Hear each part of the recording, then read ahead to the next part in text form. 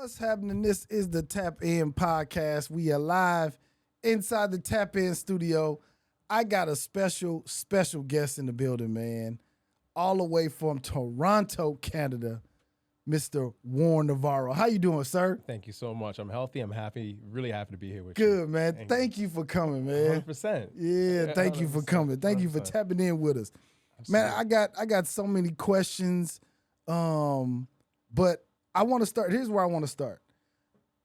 Because I seen a ad on Facebook and then on Instagram about EV gas station that they were doing a crowdfunding for in Mission Hills, California. That's right. And so I looked into it and I said, yo, this is the future. I can see this being the future. And then I just started doing some digging on my own.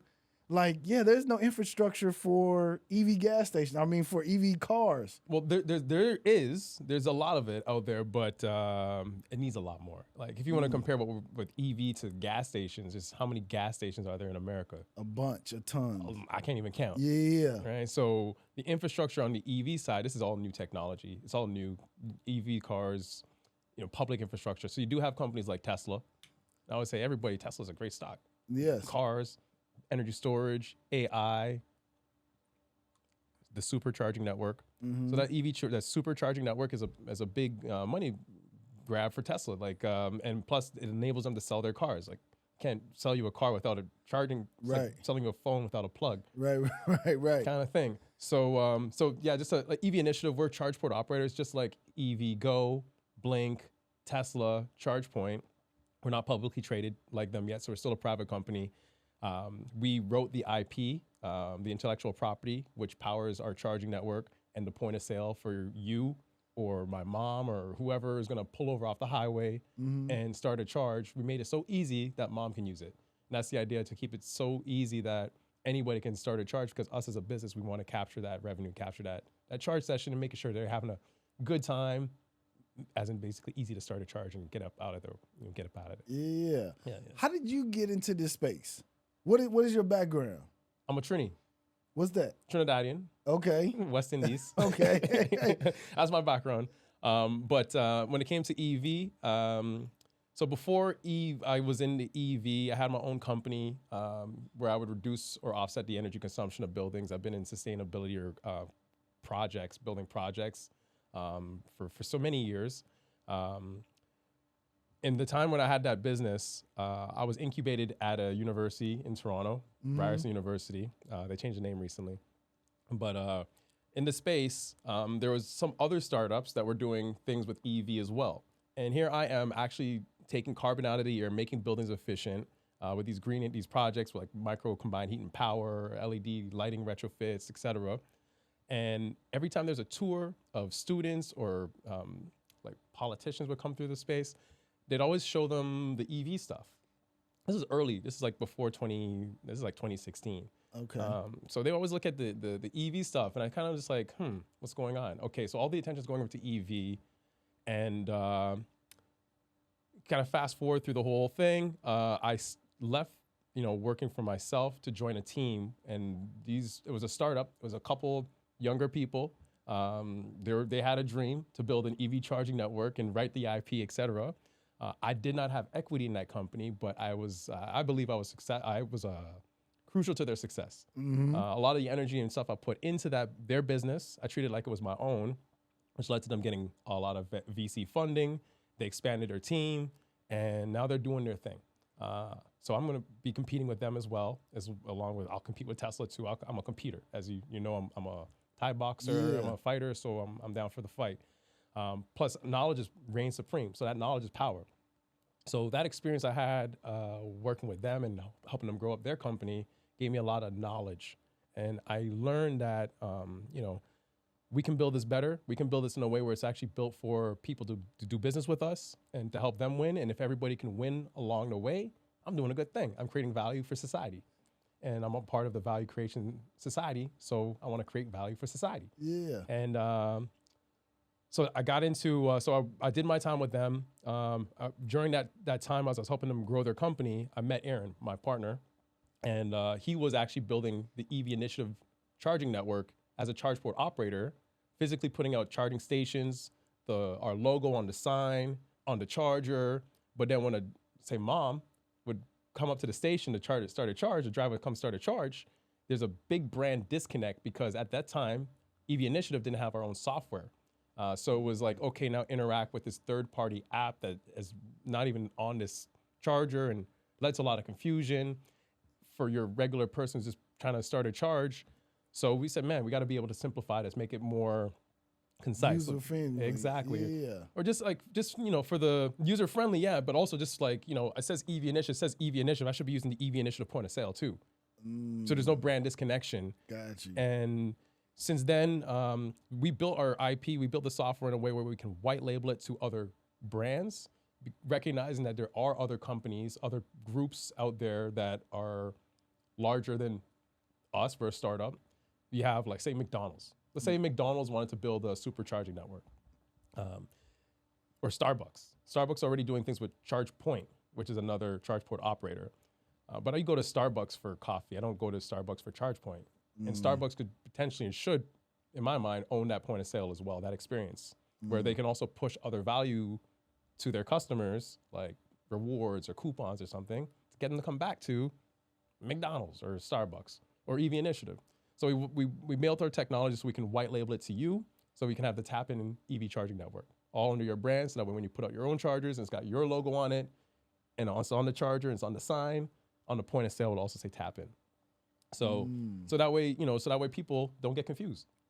So they say, why am I interacting with ChargePoint when I'm at Starbucks? Right, kind of thing. Yeah. So we started building up the software, build up the IP, and now as we go through the business of it, we sell EV chargers to buildings and customers. Anybody who needs an AC or a DC charger. So AC is for overnight, like your friend with the Cadillac Lyric. When he comes home, he plugs in his car at his house, in his garage. Kind of like when you, at the end of the night, you plug in your phone. Yeah. You wake up with a full battery, full tank of gas. And with the DC chargers are the fast ones. So like when you go to Tesla supercharger, you're only plugging in for like 20 minutes, half an hour or less, and your car is completely full. We have the DC charger. So the one we're doing in Mission Hills, Los Angeles, we've gotten to the point where, we sell chargers. We also work with third-party landowners, and we will also get them chargers. Sometimes they don't pay for them. Sometimes we work with other people who will own those charging stations. But what we're doing now in our business, we buy the land, we develop and own that land, strategically located in a place where we know there will be high utilization from day one, moving forward, and we own that site. And we treat every location when we do this model as its own entity, because it's its own startup, its own business. A thing like Mission Hills, where we bought the land, we're developing. It's going to be 20 electrified parking spots. They're all going to have high power plugs, solar canopy, energy storage. We're building a microgrid to service the location. A microgrid is a grid behind the grid. So the location you're talking about in Mission Hills is going to have 20 spots for 20 people to come in and charge the vehicle. Correct. Okay. And then, so it's not going to be like a gas station kind of style. It's going to be like more parking lot, or what is the this is like it's an EV charging hub. It's without describing it, it's like think of it like a parking lot. It's like so you drive in, you drive out. It's like you do a loop and you drive in, you drive out. Okay. So if you're coming off the 405 exit, just coming off the highway exit, freeway exit, you pull into the property, do a right, pull into a spot, finish your charge, pull out, do a UE, and pull back out into the highway. Okay. And so, is the one in Mission Hills, that's the only one that you guys have, or you guys have two locations? We have more locations, actually. Really? Yeah, we do. Mission Hills is the first one, though, that we've opened up to the public. It's actually the first time it's been done. So you can buy Tesla stock, and they got a lot going on. Yes. You can buy EVgo stock, and they have a really large charging network, publicly charging network. They have a different business model. They work with third-party landowners, and they put their hardware on and they have a land agreement, like an operating agreement. But Mission Hills, with EV Initiative, we bought the land. We're developing the site. We're going to own and operate. We're the majority shareholder of the property, but we're sharing the opportunity with the crowd, the people. The reason why we did it specifically was to build a large audience of people invested in our success, praying for us to win. In this world, there's a lot of people trying to take you down. And even if I was to work with the banks on these properties, the bank also wants me to lose so that way they can take the land. So if I crowdfund and take a different approach and put people first who are working with us, they're going to be using it anyways. So if we can, and if you as a driver, say you're an Uber driver, imagine you could pay yourself to refuel now as you do your work. That's a great benefit for anybody, I'd say. So we decided to do this crowdfund, starting with Mission Hills, LA. This property is not the largest plot of land, but where it's located, we have over 600,000 vehicles per day within 2 miles, including the community. Most of the traffic's coming right off the freeway. The 118, the 5, and the 405 exits, like right there. And the idea with this is just we put up this plugs in LA. I'm not sure if you've been out there or visited these sites. I'm from there, so. You know. Yeah. Every single charging hub, they're all slammed. Like you go to Tesla, there's a lineup. You go to EVgo, there's a lineup. Electrify America, lineup. The way they usually deploy the sites, usually have it's usually at a mall, and they'll have like 6 to 8 chargers with a couple of them broken, and there'll be a lineup. I know stories of people pulling guns on each other because people are cutting them off in the line, and this is America. Wow. So what we're doing is we grab the land, we say, okay, maybe there might be a lineup, maybe there won't be. But if we put out 20 parking spots where people can pull in and charge, chances are someone's gonna be pulling out and leaving almost all the time. So there's gonna be a flow. How long would it take for them to charge their vehicle if somebody is? Great question. Yeah, how long would it take? Depends on your car. We're putting out almost as fast as we can. So I went to CES the other week. Saw some really cool new hardware. I geek out when it comes to this stuff. Now they have 480 kilowatt charge. That's like half a megawatt EV chargers. So what we're engineering is 400 kilowatt dual plug. What does that mean for the common people? For the people who are not as savvy, what does that exactly mean? It's stupid fast charging. It's gonna take like 15 minutes or 20 minutes or less. Depends on your car. So if you have a Taycan or like an Ioniq 5, like a Hyundai, they have 2 types of architecture for the cars. You have 400 and 800 volt. 400s, they can tap out at I say tap out. They can drink how much electrons they can drink, how big the straw is, but they can take about 220-ish kilowatts up to. And then the 400 volt architecture can take like 360. And so 800 volt can take like 360 kilowatts. Super fast, faster. So generally when you go to like Electrify America, they have like 180 kilowatt chargers out.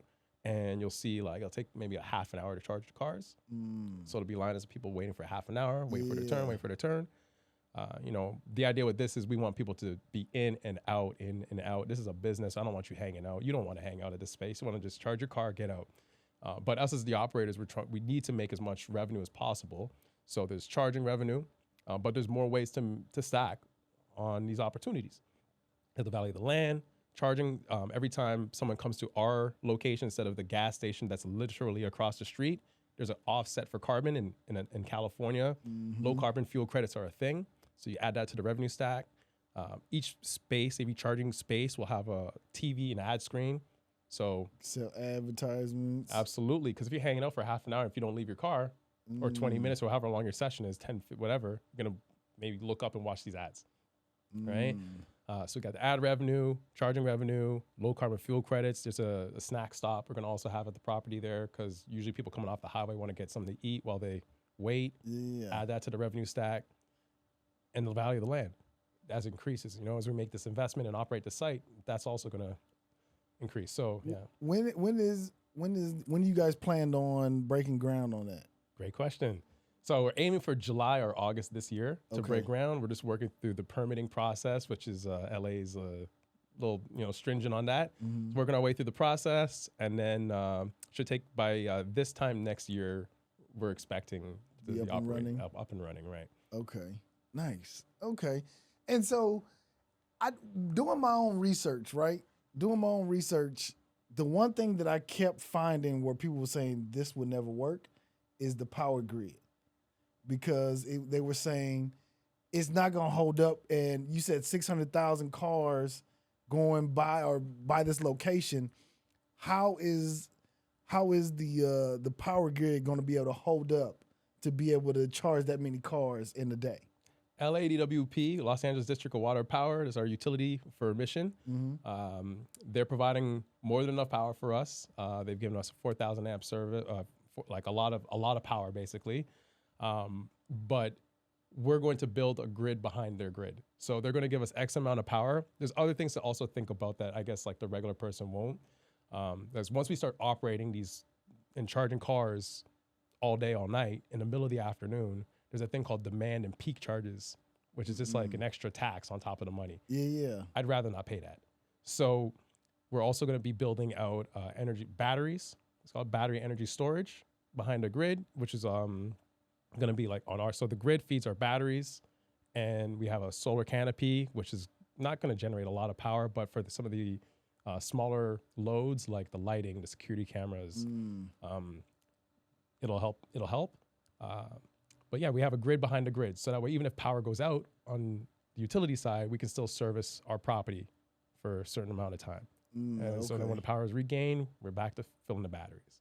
So that was really important for us as we engineer this location, that we do it wisely, understanding that, yeah, there's like a lot of power constraints, but really like California, LA is like the electric city. Like when it comes to EVs, this is what they're actually promoting and pushing, prioritizing these projects because of the need. There's so many people who are driving EVs in LA, in California, but in LA. So they're really helping us get this thing online. And they've given us, again, like even more power than I was looking for initially. But even still, we're going to put our own grid behind the grid just to make sure. Okay. Yeah. Why hasn't somebody like Elon tried to do this? He is. He is? Oh yeah, he's got his sites. Most of his supercharger sites, when you see like the larger sites where they have like 40 chargers or 100 chargers.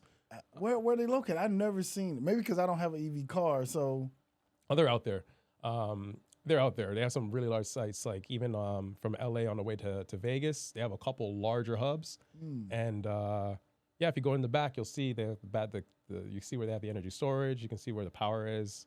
Not a lot of people go and look at that stuff because it's usually behind a wall. That's where the nerds be hanging out, I guess. But people just like, they want to charge their car and leave, and that's, on a simple, basic level, they just want to refuel, get out, get their gas and go. Right. Dang, okay. And you said he has these, you said Elon is already doing this, right? So there is proof of concept that this will work. There's another company. We have competitors. Yeah, it's not just us. I'm not the first guy to do this. Okay. We're the first guys to do it like this, right, for sure. But we're not the first people to do EV charging infrastructure. So like I mentioned, a list of companies. There's others. Rove is another one. And yeah, you buy the site, you develop it, and you do a pretty large hub, and you engineer accordingly. And yeah, Tesla's been doing it. Tesla has everything. Like I said, they got energy storage, they got the cars, they got the solar even. So they just put it all together and, add it to the location as part of their supercharger network. Do you think gas stations, like traditional gas stations, will kind of either take on like some charging stations to put alongside their gas stations or alongside their tanks? They need to. And they are, not all of them, but like Buc-ee's, I was even talking like Buc-ee's is doing it, Wawa's is doing it. Those were the groups or the entities that were getting a lot of the national electric vehicle, the NEVI, the Biden bucks for EV when Trump just came through and he's like, it's a scam. Kind of, to be honest with you, you spend $8 billion deploying 8 chargers. Kind of is a scam, It's a lot of money. It's a lot of charge, So, but those groups were the ones kind of like keyed up to get that money.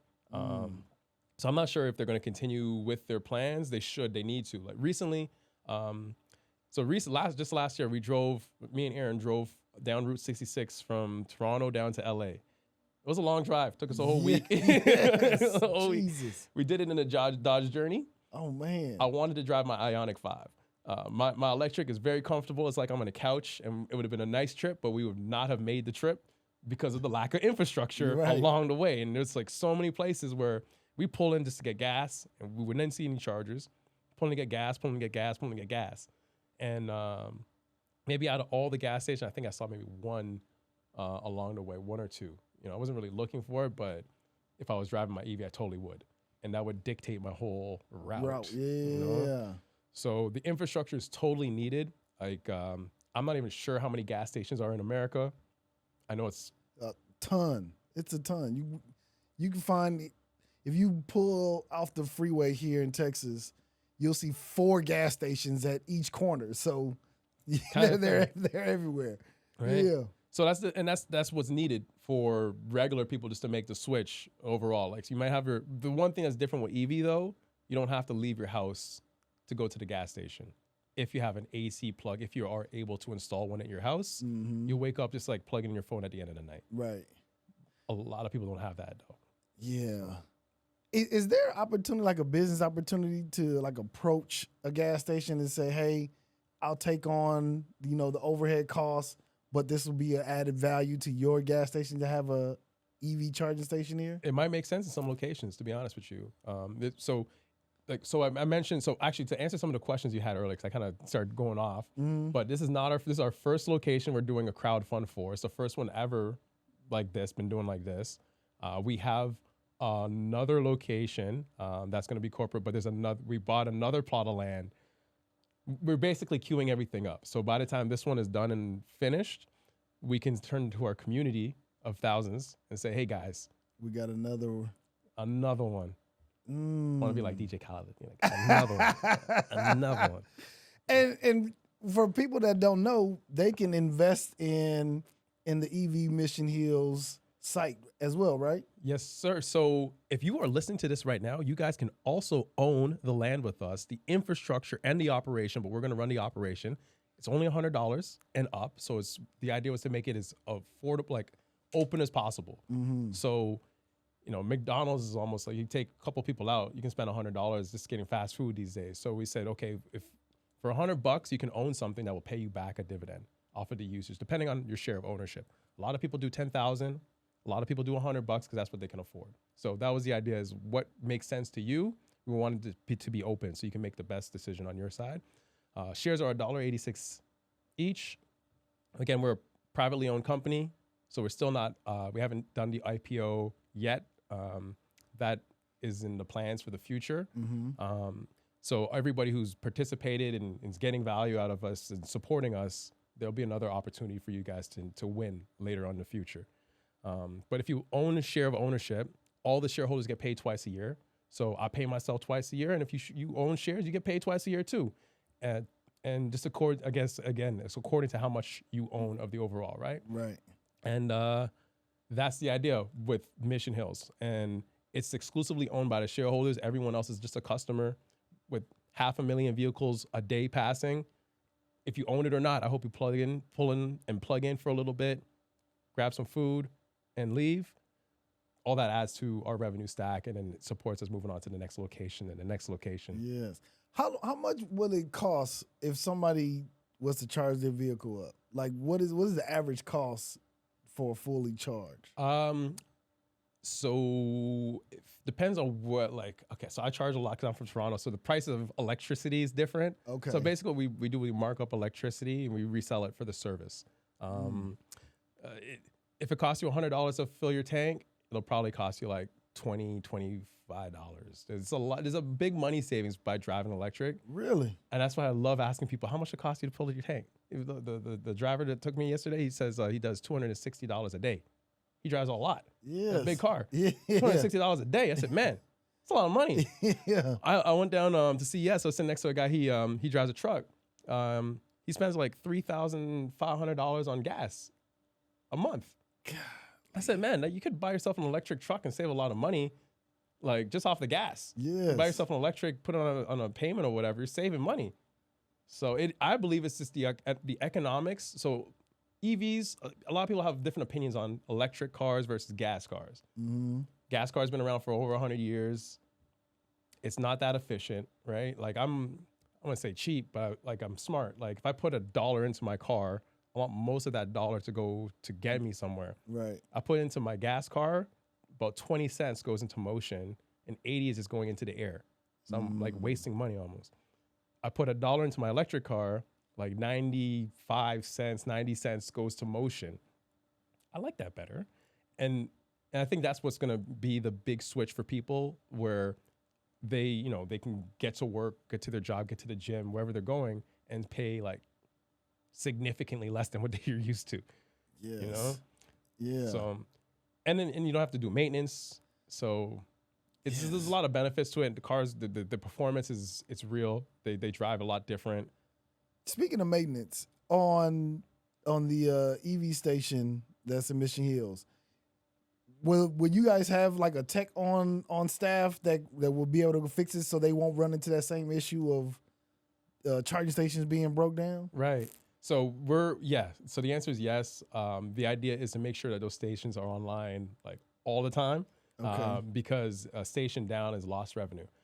If it's not performing, like again, there's a lineup at these hubs, so we want to make sure they're all online.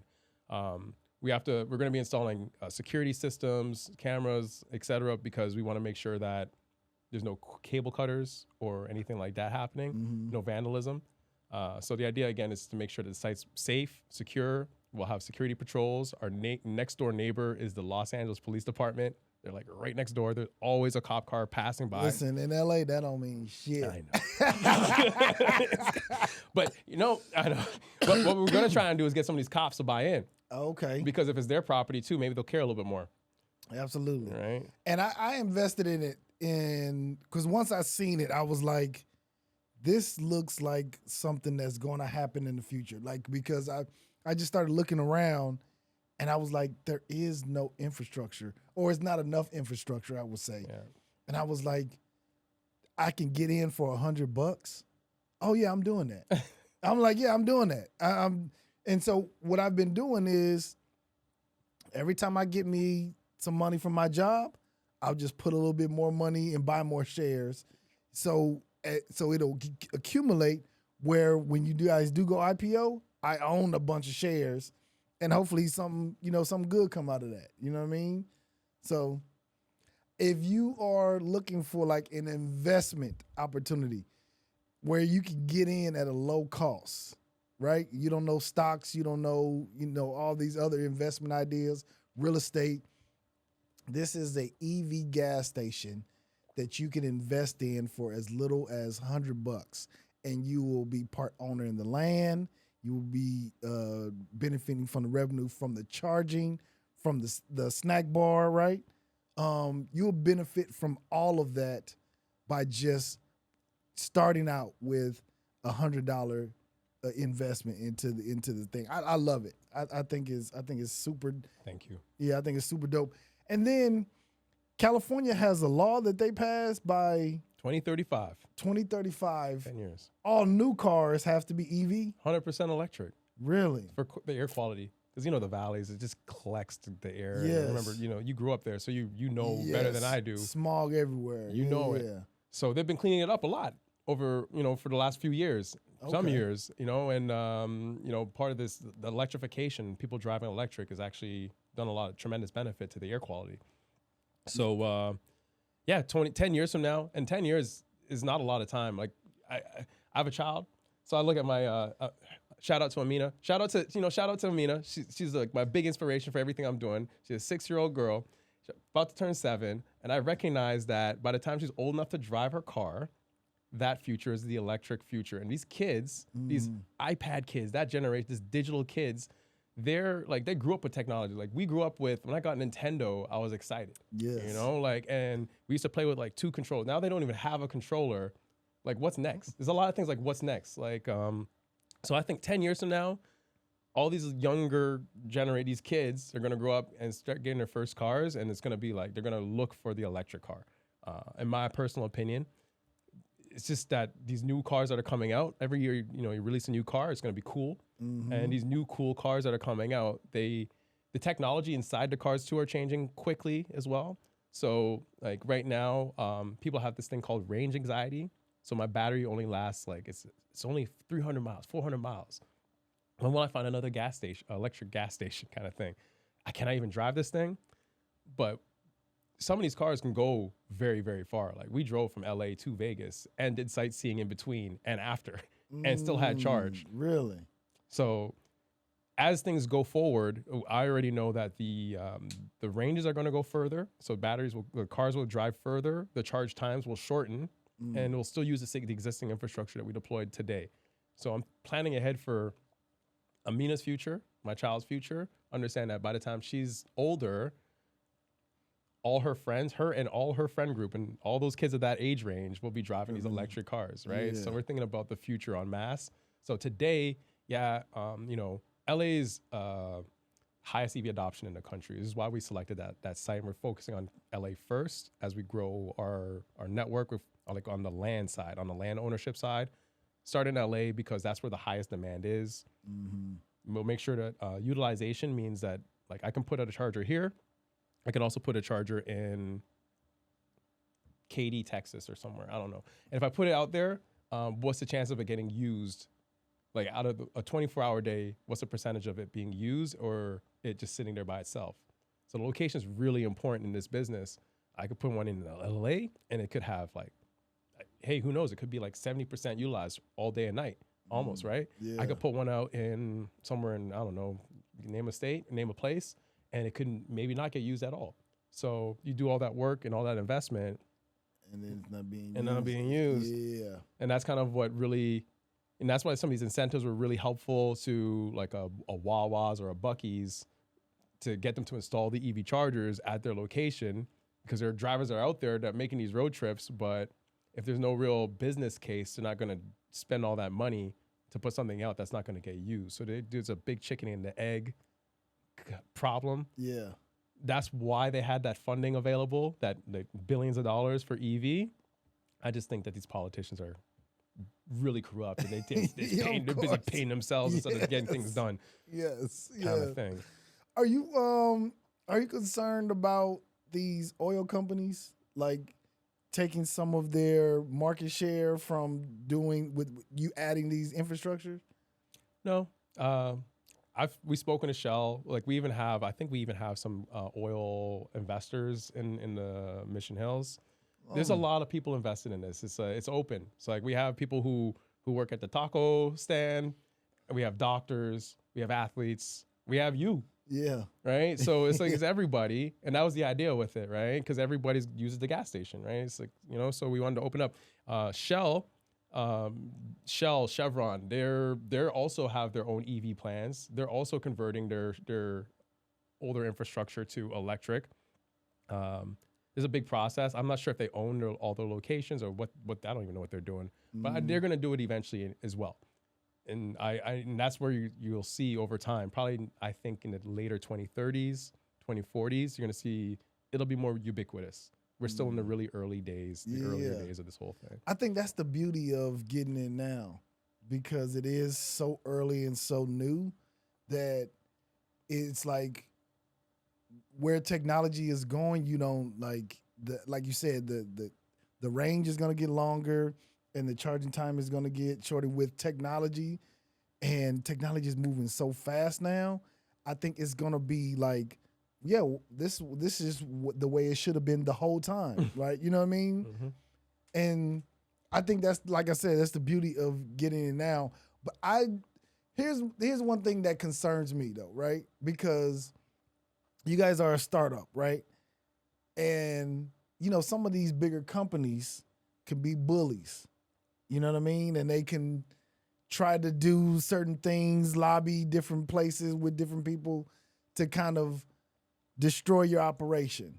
Is that any concern to you guys, or have you guys put things in place to protect yourself from these big, huge companies? I mean, I feel we're protected.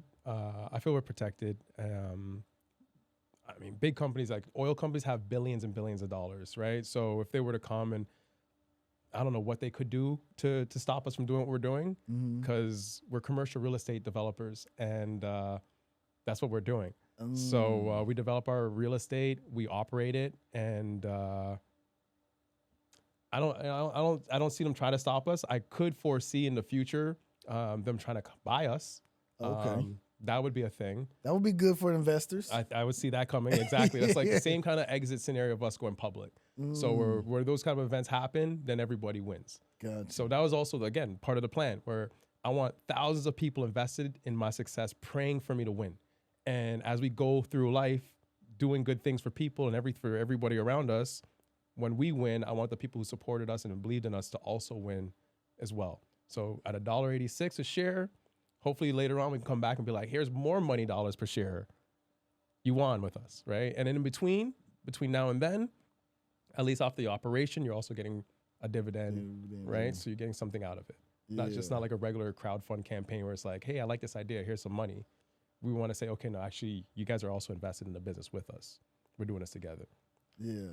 Where is that the other location that you mentioned? Where you guys plan on doing that one, the second one? So we already have another one in LA. Okay. There's another plot that's also in LA. I can't say just yet. Okay. Okay. But yeah, we have a few queued up in Los Angeles, and now we're looking to other states and places to expand for after the next one. What about Northern California, like San Francisco, Oakland, that area? Because I know with Facebook and Google and all that, they probably drive is those kind of cars. You're right. They do. That's all they have is Rivians and Teslas, 100%, right? We're not close to it. We're thinking about we're just on the hunt for great locations, and there's a lot of thought and other things that happen behind the scenes before we go and cut a check on a piece of land for this. So once everything aligns, it's like it works right, and we think we're going to have high utilization from day one, then we make the move to do it. And Northern California is a great space. Like don't get me wrong, like we're looking at it out there too, but there's been a lot of requests to come to Texas. There's been a lot of requests, come to Miami. Really? A lot of requests. What are you doing in New York? What are you doing in Seattle? So there's a lot of great places because the EV adoption, it is actually happening. LA first, then we have maybe one or two would be New York or Miami or like one of next in line. Mm-hmm. And there's a lot of EV drivers, and again, like our community, not only our community, but our community definitely because they have like direct communication. They're just like, you need to come to Tech. You need to come to Dallas. You need to. Florida is great. You know, and I'm like, Florida is great. Actually, I would actually not mind moving to Florida. Yeah. So, man, this is so. I don't know how, but I want to get more invested. Because listen, by 2040, I'm gonna be old. This money is all going to my daughter. So, but I want it because I just feel like this is a great opportunity for people who can see into the future, right? Because that's where I think that's exactly where it's going, and it's only $100 to get in. So I love that. Yeah. I always say if you have children, you're probably thinking about the future. Yeah. I know I am, and if you can see the same kind of future, there's a lot happening in the world today. Like this Operation Stargate or whatever they're calling it, Project Stargate with the AI, huge investment. Yeah. So I'm actually curious to see what's going to happen by the year 2040. Are people still driving cars, or are cars driving themselves? Like, I feel like, I don't know, like I have autopilot, like there's people buy cars now just for autopilot, but it's not 24/7. Every time I get in the car, it's autopilot. Like I can take control and turn it on and off. I feel like our generation of people are going to be like that. Like I don't know about you, but I don't really want to have autopilot all the time. I want to drive. Yeah. I like to drive. Yeah. But I feel like the kids, like that's, again, I'm looking down at the younger generation. Like if that's all they know and this is what they expect, they never really drove a car for like 20 years, 15 years. They don't really, and this is their normal. Like, will they grow? Will Amina grow up and ask for an AI car? Like when she's like 20 something. Yeah. Huh. She definitely probably will. She could, I know, right? Yeah, I'll be in my drone or my flying motorcycle. you know? Yeah. Golly, man. This is incredible. I want to kind of switch gears a little bit. Yes, sir. I know you really heavy into Muay Thai. Muay Thai. Muay Thai. How did you get started in that? Oh man. So I was I first found Muay Thai in Japan. So my second language is Japanese. Really? Yeah. 日本語話します。日本語めっちゃペラペラですよ。Warren desu, yoroshiku minasan. I'll switch to English. But like in Japan, I saw there's a sport called K1. K1 is like the arrows like it's Muay Thai, it's kickboxing. I came back to Toronto, and one day my friend ran up to me. He's like, "Bro, there's a Thai master like down the street. We should go train." I said, "Hey man, I want to try this Muay Thai stuff." Because I was watching the fights. I said, I think I could do that. I want to be a professional fighter. This is before I thought about anything EV. Went to the gym. It was like a room packed full of superheroes. Like everybody, the way you should hear the when people are hitting pads, it sounds like shotguns, gunshots, bam, bam. But it's people, and everybody looks like an action figure. I did the workout. It was the hardest thing I ever did in my life.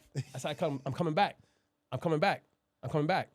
I had such a great staple of people around me at that generation, our generation of fighters. Everybody moved on to like they're now either running their own gym, they're still fighting professional. I got people fighting in UFC, one championship. These are like the biggest cards. And the fight community is like small, even though you watch it on TV, but like if you're really in it, and once you get to a good level, you know, it's kind of small, the world kind of collapses. But yeah, it's full of people who are dedicated to winning. They are, you know, we don't have, we're dedicated to winning. We're comfortable with losing along the way because that's part of the game, because you put yourself out there. You're dedicated to that, committed to that work to make sure that you like the work for our training regimen is not easy. Like 5, 7, or 10 kilometer, I'm not sure it's 3, 5, or 7 mile run. You come back, you do like 50 to 100 knees on the bag, and then you do your 100, 200 push-ups, 100, 200 sit-ups, and your pad work. This is like a lot of kicks, a lot of punches. And at the end of the day, you're strong, you're ready for a fight, you're ready for war, you're fighting shape. And, you know, in Thailand, you know, you walk into the room, they say, "Oh, hey, Farang, ready for a fight?" You can be fighting that night.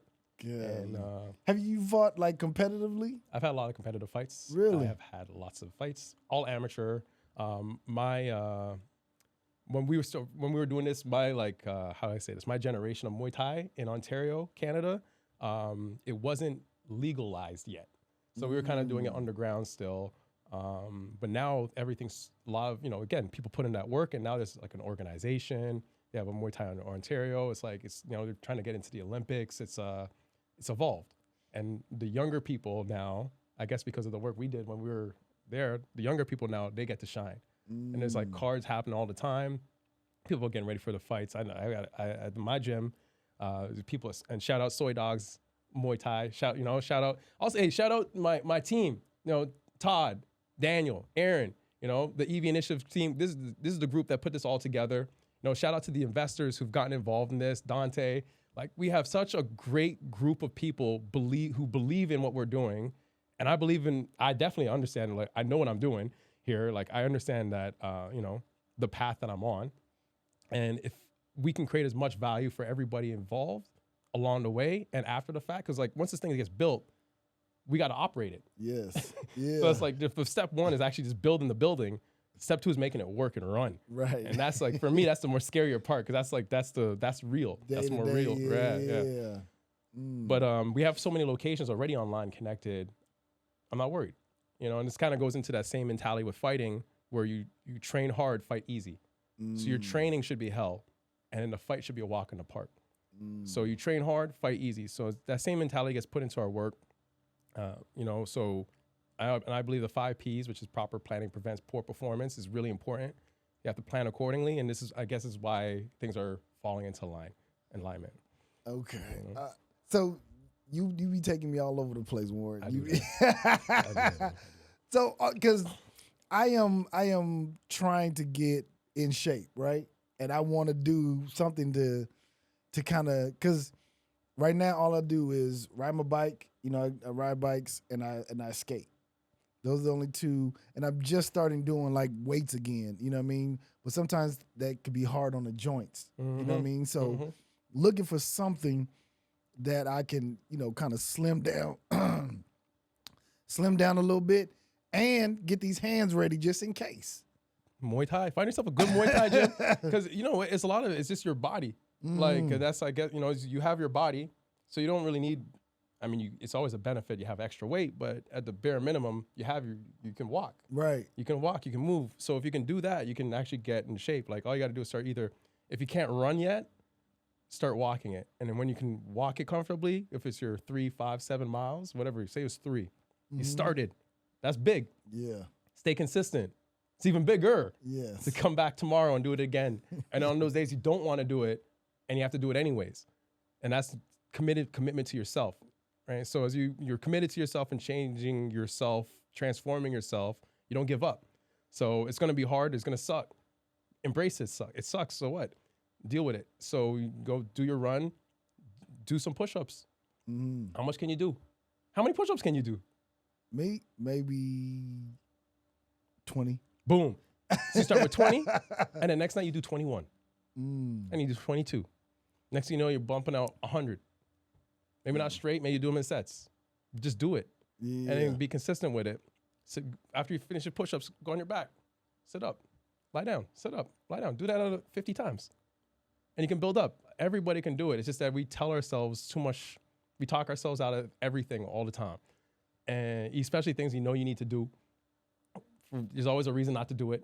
Right. Because it's hard and it sucks. Right. And this is like one of those things where it's like it's direct benefit to oneself. It's like there's it's like that. It's like spirituality and your physicality. Like you have your spirituality. I'm sure you if you do or you don't, that's up to you. But that's like there's something to work inside there, and then you have your physical body that you roam the earth through. And in my mind, we should always put ourselves in the best position. Absolutely. Absolutely. Tell me about CES, man. I know when I talked to you on the phone before you got here, you were going to CES. I think I was on my way. Yeah, you guys are on your way. How was that, man? Good times. So for people who don't know, CES is, what is it? The Consumer Electronics Show. Okay. So that's where you get all the new technology. They showcase it, like all these new cameras, lighting, microphone. They have drones. They have a lot of electric cars, a lot of, so we went there looking for the newest, coolest EV chargers, obviously. So I've been doing this since 2018, so I'm already in conversation with so many vendors, but I want to see the new cool, like our software is like Android. So you have kind of like two ways to do the EV thing. Blink, Tesla, like these, a lot of companies, they do it like, it's all proprietary. So it's kind of like the iPhone model. So it's an iPhone phone, Yeah. and then it's the operating system iOS as well. Ours is kind of like Android, where we have the operating system, and I can have an ABB charger. I can use a Autel charger or a Star Charge charger. I can use any new equipment that's out there can be powered by my network. And that's really, really important because there's already been vendors, hardware vendors that have come into the game and have left the game. And if I'm vendor locked to them, I'm screwed. Right. So again, proper planning, prevent the poor performance. So again, we're just looking for the new cool stuff, especially for Mission Hills. There's a lot of work that's going to get done before we even order the chargers. The chargers might be the last piece of the puzzle that gets installed, right? So by the time we actually cut the check and get those chargers in, I want to make sure that's like the new hotness. Yeah. Yeah. So we're out here looking, and so we looked for EV chargers, saw a bunch of stuff, got geeked. We've got we were looking for robotics. So we mentioned we want to put a robotic snack stop or some type of snack stop. Is that like where it's like a big vending machine where you can just stand outside the store and just press like a button or like something like that? Kind of thing. And then the robotic hand will come and pick it up. give you a drink. Yeah. So they have ones that make coffee, they make bubble tea, they make pizzas, they make like salad bowls and all this different stuff. How big is this? How Not big. Not that big. And they like big enough to fit on the property and still have space to do other things. Okay. Dang. So we're looking at some type of snack stop so if we don't do it for Mission, the next one we do, we're definitely gonna have enough space for all that. Mission, we're gonna do, I won't tell you just yet, but it's gonna be everyone's gonna love it. It's gonna be really cool. But we're also looking for like AI tech as well. So for the security system, and we found everything we were looking for. To be honest with you, because we go every year. But so it's once a year. CES is once a year. Once a year in January. So right at the beginning of the year, they bring everybody to Vegas, and you have this huge comp. It's huge, so many huge, so big that we actually rented little electric vehicles to get around. To get around. I can show you the video. It's a trail of 4 men, fully capable of walking, just zooming around this trade show. And we speed run it. It saved us a lot of time. Yeah. It was much more comfortable. Yeah. Man, here's the thing. I love technology, but like to get into it and be like really like, I could tell you're passionate about it. I don't even know where to even start. You know what I mean? I don't even know where to start, how shit works. I just know, hey, can I press this button and that works? That's it. That's it. Tech is like, one thing with tech is like when it doesn't work, that's when it becomes a problem. That's the one thing everybody's like, because we're so used to it, and when that light is not turning on for some reason, we're like, what's going on? Exactly. You know, right? Man, this is so freaking dope, man. This is so freaking dope. I love it. And so you and Danny, your partner? Aaron, I'm sorry. You and Aaron went out to CES. How long were you guys out there? For the whole conference, it's like 3 days. So we were there for the bulk, got all the content we needed, interviews, etc. You guys will see the video soon. But yeah, it was a great time. We were more focused on the EV stuff. Right. There's a few other things that we wanted to go out of our way and see. But I'm sure if you were to go there, you'd find I'm not sure. There's like a bunch of think about it. Just think about it. It's there. Like they had electric. They had electric bikes, dirt bikes. They have a lot of different drones. You were showing me somebody showing a flying motorcycle. Flying motorcycle. Motorcycle. Motorcycle. Yeah. You got flying motorcycles. They had a car. It looked like a Cybertruck, but on the back of it's got a drone that comes out of it. So you can drive this truck around, park it, get out, push the drone out, and get in the drone and fly for like half an hour. God. I was like, man, this is like perfect for like Grand Canyon tours. Like, and man, and then you could put the drone was that big where a human person can get inside. 2 people, really. Me and you are gonna sit in this drone. So we drive to the place, we get out, and then the car gives birth to another vehicle. We get in that vehicle, and we fly away. And then when we're done, we fly right back. And we push the drone back into the car and we drive away. And then when it's back in there, it's like a iPod case. It's like it charges. So when you put it in the dock, it charges the drone. God. Don't they have are they going to be more like flight restrictions for shit like that? Man, there got to be because the way these drivers are on the road, imagine them in the sky. Yes. You know? Maybe that's where the AI will kick in, and when they get off the ground, I don't know. Yeah, but something. Yeah. Because then you walk in and you just hear a crash. Someone there texting on the drone, you know? Golly. I love this, man. I love this. What else, man? It was so many. I had so many questions but you answered them all in the beginning. But it was. I think this is so fascinating, man. And I wish you nothing but success. You know what I mean? Because your success is my success and our success. So I think this is a wonderful opportunity, man. Well, thank you. And that was the idea. This is what we want. Everybody has to win all the time. That's my mentality specifically. I know other people don't think like that all the time. People think it has to be a winner and a loser. And I got to win. And I don't know. We just have a different mentality and different mindset. So are you going to do this with other locations as well where you do the crowdfunding, or this was just the first one to just kind of see how it goes? Right? So when we first started this, we had no idea. We didn't think anybody was going to buy in. We had a big risk. And we spent a whole lot of money just to set this thing up, just to see if anyone was going to buy in, and they didn't at first. And it was nerve-wracking. But now there's a lot of people believing this. It's awesome. So because a lot of people believe in it and it's awesome and they love it, I did mention we have another one queued up. So as soon as Mission Hills is, say, sold out, fully funded, sold out, we'll have another one. So we're doing this a little bit different too. So this is our first time we did it. So we're doing it in 2 phases kind of thing, where we have it's a pre-construction. Look at it I think of it like a pre-construction condo. Like it's in the plans right now. It's in planning process. These guys bought the land in the process of developing it. So get in early. So we got the planning phase and we have the construction phase. So we're gonna have 2 rounds to this raise for this property specifically. So the earliest round is the pre-construction, which is happening right now, and in the community. If you evinitiative.network. So if you go to evinitiative.com, that's our main page. That gives you an overview of everything we're doing. We sell hardware. There's a link to the hardware shop, which is evinitiative.shop. We've got the community, which is evinitiative.network. We even have a merch store, evinitiative.store, right? So, and you can also find a software plan. So because people also want to buy hardware, but they need the operation.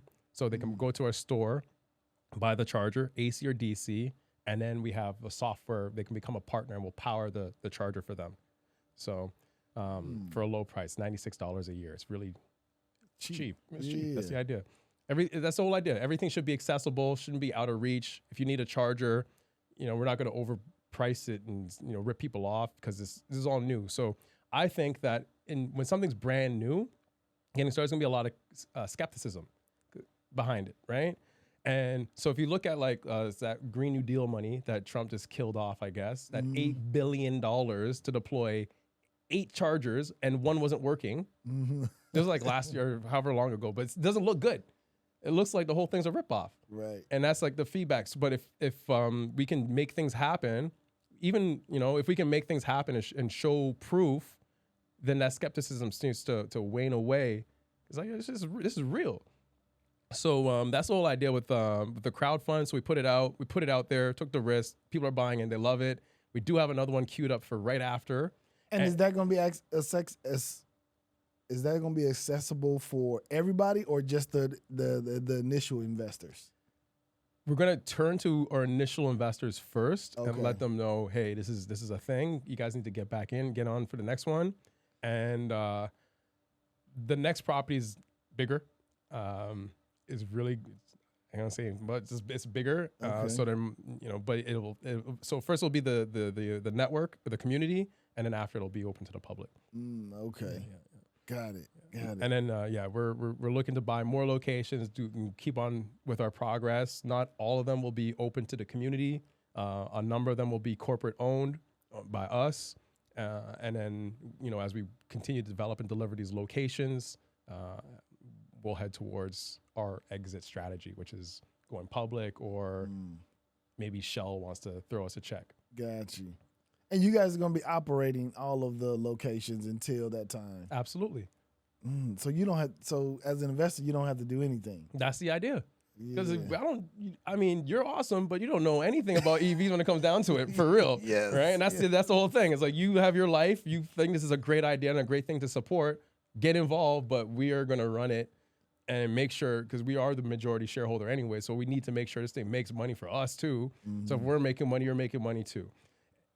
And it's so basic, but that's the philosophy. Yeah, that's the bottom line. Yeah, that's the bottom line. And that's what everybody's trying to do. You know what I mean? So, yeah, super dope.